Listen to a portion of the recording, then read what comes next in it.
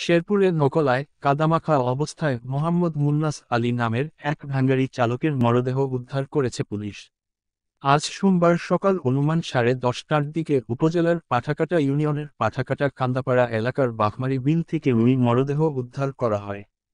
সে উপজেলার পশ্চিম তালুকি এলাকার মৃত ময়ছর আলীর ছেলে। স্থানীয় সূত্র ও পুলিশ জানায়, মুন্নাস আলী পেশায় একজন ভ্যানগাড়ি চালক।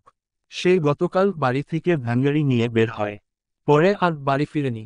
স্থানীয় কৃষকরা আজ সোমবার সকালে মাঠে কাজ করার সময় বাঘমারি বিলের কিনারে কাদা মাটিতে কচুরি পানা দিয়ে ঢাকা কিছু একটা দেখতে পায়। পরে কাছাকাছি গিয়ে পানা সরিয়ে দেখে মৃত মানুষ পড়ে আছে। মুখমণ্ডল সহ সারা শরীর কাদা মাখানো থাকায় প্রথমে নাম পরিচয় শনাক্ত করা যায়নি।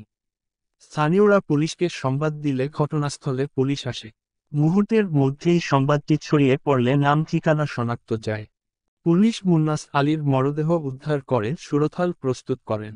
মরদেহ ময়না তদন্তের জন্য জেলা সদর হাসপাতালে প্রেরণের প্রস্তুতিসহ পরবর্তী আইনি কার্যক্রম অব্যাহত রাখেন অতিরিক্ত police super, crime and ops Arafatul Islam.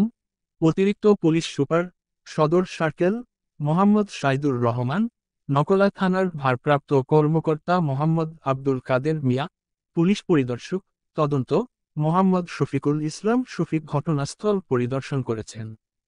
অতিরিক্ত পুলিশ সুপার আরাফাতুল ইসলাম বলেন, নকলা উপজেলার পাঠাকাটা ইউনিয়নের বাঘমারি বিলের পাশে কাদা মাখা অবস্থায় মুন্নাস আলী নামের ভ্যানগাড়ি চালকের মরদেহ উদ্ধার করা হয়েছে।